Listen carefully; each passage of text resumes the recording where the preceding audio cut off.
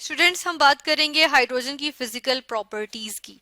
Hydrogen हमारे पास group 1A या group 1 का और पीरियड 1 का एलिमेंट होता है, यानी कि हमारे पास पीरियोडिक टेबल का फर्स्ट एलिमेंट आ गया, यानी कि हाइड्रोजन। और इसका हमारे पास पीरियोडिक टेबल का फर्स्ट एलिमेंट है और इसका जो एटॉमिक नंबर है वो भी हमारे पास 1 होता है। इसका अगर हम जो है वो एटॉमिक मास देखें तो वो हमारे पास होता है 1.00794। ठीक है, AMU एटॉमिक मास की यूनिट में। ठीक है, ये हमारे पास हाइड्रोजन का जो है एटॉमिक मास भी आ गया। अब हम इसकी जो है वो कुछ फिजिकल प्रॉपर्टीज देख लेते हैं कि हाइड्रोजन जो है वो सबसे पहले ये कि हमारे पास जो है वो डाई एटॉमिक फॉर्म में एग्जिस्ट करती है।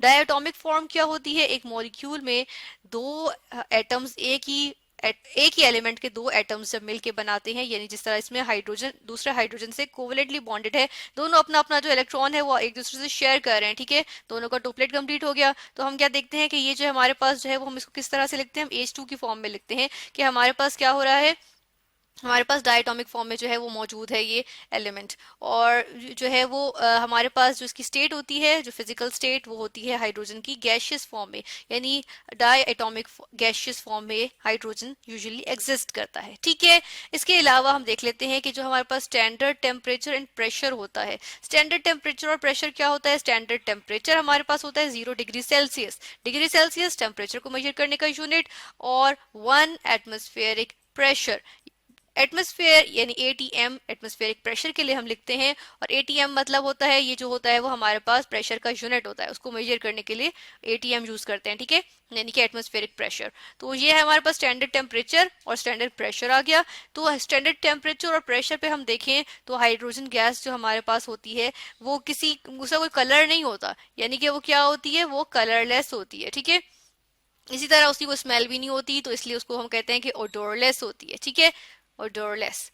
और इसी तरह हम देखते हैं कि इसको टेस्ट करें तो उसका कोई टेस्ट भी नहीं होता, यानी कि ये टेस्टलेस होती है। ठीक है, कलरलेस, ऑर्डरलेस और टेस्टलेस होती है hydrogen gas standard atmospheric pressure और टेम्परेचर पे। ठीक है, इसी तरह हम देखें कि हमने कहा ये ओडोरलेस और टेस्टलेस, कलरलेस है, लेकिन कलरलेस होती है ये स्टैंडर्ड टेम्परेचर और प्रेशर पे। लेकिन अगर हम इसको हीट करें या कंबस्शन हो इसकी, ठीक है, यानी कि हमने इसको हीट किया, जिस तरह यहाँ पे हम हीट कर रहे हैं, तो एयर के प्रेजेंस में हीट करते हैं तो एक्सप्लोड करके यानी धमाके के साथ ये बर्न करती है। ठीक है, और ब्लू फ्लेम प्रोड्यूस होती है, जिस तरह हम यहाँ पे देख रहे हैं हमारे पास जो है वो ब्लू फ्लेम प्रोड्यूस हुई है। तो ये जो है वो हाईली कंबस्टेबल होती है, यानी कि ब्लू फ्लेम प्रोड्यूस होती है कब? जब जो है ये कंबस्शन होती है इसकी। तो हम कहते हैं कंबस्टेबल तो होती है ये, लेकिन कब होती है? जब एयर की प्रेजेंस में इसको बर्न किया जाए। ठीक है, तो फिर हम ये देखते हैं कि हमारे पास जो हाइड्रोजन है वो एक नॉन मेटल है, नॉन मेटल होती है। ठीक है,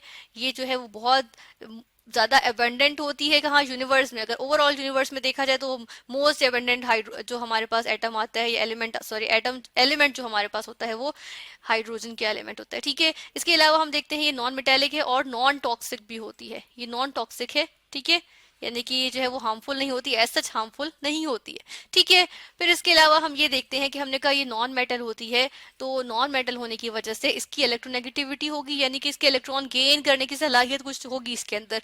तो इलेक्ट्रोनेगेटिविटी जो इसकी होती है, हम देखते हैं कि इलेक्ट्रोनेगेटिविटी, अगर हाइड्रोजन की इलेक्ट्रोनेगेटिविटी की बात की जाए, यानी कि इलेक्ट्रॉन गेन कर लेने की सलाहियत की, तो वो हमारे पास होती है 2.2। ये हम पॉलिंग स्केल पे देखेंगे। पॉलिंग स्केल पे देख रहे हैं, पॉलिंग स्केल कौन सा है? जो पॉलिंग स्केल एक डिटरमिन किया गया, जिसकी बेसिस पे हम कहते हैं जो सबसे ज्यादा मोस्ट इलेक्ट्रोनेगेटिव एटम जो है वो हमारे पास कौन सा होता है? फ्लोरीन, जिसकी हमारे पास वैल्यू क्या होती है? हमारे पास होती है 3.98। ठीक है, अब हम यहाँ पे ये देखते हैं कि हमारे पास आयनाइज अगर कर जाए तो कितने एनर्जी में प्रोवाइड करनी पड़ेगी कि हाइड्रोजन जो है वो अपना इलेक्ट्रॉन लूज कर दे। ठीक है, और हाइड्रोजन पॉजिटिव आयन बना ले, ये इलेक्ट्रॉन लूज भी हो गया। तो इसके लिए जो इसको आयनाइजेशन, इसको जो एनर्जी चाहिए होती है, यानी कि ये आयनाइजेशन हुई है तो आयनाइजेशन एनर्जी चाहिए होती है, यानी कि आई लिख रहे हैं हम आयनाइजेशन एनर्जी के लिए। तो अगर हम दो डिफरेंट यूनिट्स में देखेंगे, फर्स्ट यूनिट में यानी कि इलेक्ट्रॉन वोल्ट में हम देखते हैं तो हमारे पास जो है वो आती है 13.59। ठीक है, ये है आयनाइजेशन एनर्जी का की वैल्यू होती है कि इलेक्ट्रॉन वोल्ट एक यूनिट होता है एनर्जी को मेजर करने का, ठीक है।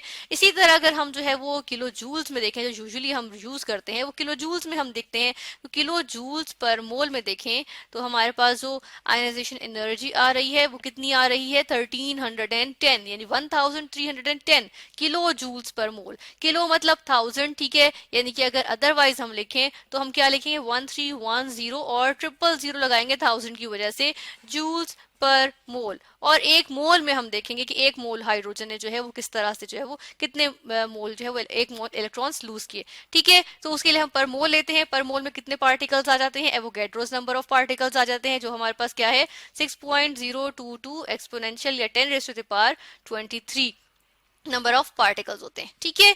फिर हम ये देखते हैं कि जो हमारे पास ये हाई अमाउंट ऑफ एनर्जी आती है ये हमारे पास जूल्स में आती है, हम जूल्स में मेजर करते हैं। और ये इतनी हाई क्यों है, क्योंकि हमारे पास जो हाइड्रोजन का एटम होता है वो छोटा सा होता है, ठीक है, बहुत स्मॉल इसका एटम होता है। एक इलेक्ट्रॉन होता है इसके आउटर मोस्ट शेल में, और ये इलेक्ट्रॉन जो है वो काफी क्लोज है ना न्यूक्लियस के, जिसकी वजह से क्या हो रहा है, काफी अट्रैक्टेड है न्यूक्लियस की तरफ। तो न्यूक्लियस की तरफ बहुत ज्यादा अट्रैक्टेड होने की वजह से क्या होता है कि हम देखते हैं कि ये जो है वो मुश्किल से रिमूव होता है। तो इसलिए हमारे पास 1310 किलो जूल्स पर मोल एनर्जी जो है हमें प्रोवाइड करनी पड़ती है, ठीक है। इसके अलावा हम देख लेते हैं कि हम हाइड्रोजन का मेल्टिंग और बॉइलिंग पॉइंट देखते हैं कि हाइड्रोजन का जो मेल्टिंग पॉइंट है हमारे पास, हम मेल्टिंग पॉइंट के लिए लिख रहे हैं MPT, मेल्टिंग पॉइंट, ठीक है। मेल्टिंग पॉइंट देखें इसका, तो हमारे पास क्या होता है -259 degree 0.14 degree centigrade, degree Celsius या डिग्री सेंटीग्रेड टेम्परेचर को मेजर करने का यूनिट आ गया। फिर हम देखते हैं बॉइलिंग पॉइंट, ठीक है। बॉइलिंग पॉइंट देखें इसका, तो हमारे पास होता है -252.87 डिग्री सेंटीग्रेड या डिग्री सेल्सियस, ठीक है। ये हमारे पास आ गया इसका बॉइलिंग पॉइंट, ठीक है। हम देख रहे हैं कि हमारे पास जो है वो इसका जो है वो नेगेटिव में वैल्यूज हैं, बहुत लो वैल्यूज हैं, किस वजह से, क्योंकि ये ऑलरेडी गैसियस फॉर्म में जो है वो एग्जिस्ट कर रही है, ठीक है। फिर हम देखते हैं कि अगर हाइड्रोजन का हमने कहा ये डायटोमिक फॉर्म में एग्जिस्ट करती है, यानी कि एक हाइड्रोजन और एक हाइड्रोजन, दो हाइड्रोजन कोवेलेंटली बॉन्डेड हैं। अगर ये बॉन्ड टूटेगा यानी कि बॉन्ड, तो क्या एनर्जी होगी, ठीक है, तो बॉन्ड डिसोसिएशन एनर्जी उसको कहते हैं।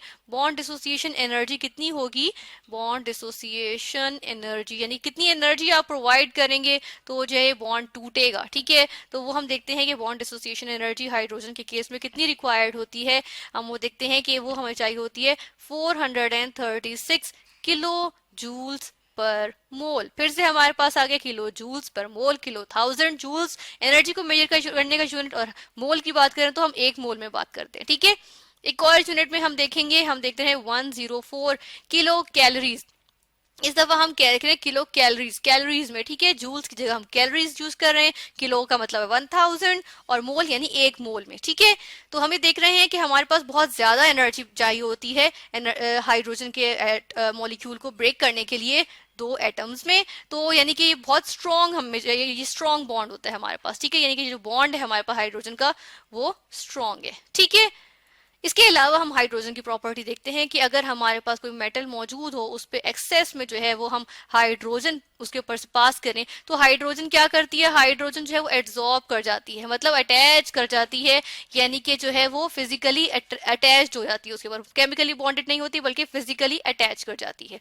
फिजिकली अटैच होने से जिस तरह हम यहाँ पे देखते हैं कि ये हाइड्रोजन जो है वो यहाँ पे जो है वो फिजिकली अटैच हो गई, ठीक है। फिजिकली अटैच होने से क्या होता है, हाइड्रोजन जो है उसका सरफेस एरिया इंक्रीज कर देता है, यानी कि जो एनवायरमेंट पे या फिजा में जो इसका जो सरफेस है मेटल की, वो जो एक्सपोज्ड है, जितनी सरफेस जो एक्सपोज्ड है फिजा में या एनवायरमेंट में, वो जो है वो इंक्रीज हो जाती है, ठीक है, वो सरफेस जो है वो इंक्रीज कर जाती है, जिसकी वजह से हमारे पास जो आती है इसकी फॉर्म यानी कि मेटल की, वो पाउडरी फॉर्म आ जाती है, ठीक है, पाउडर हमारे पास फॉर्म आ जाती है इसकी, और वो जो है वो ज्यादा यूजफुल हो जाती है, ठीक है।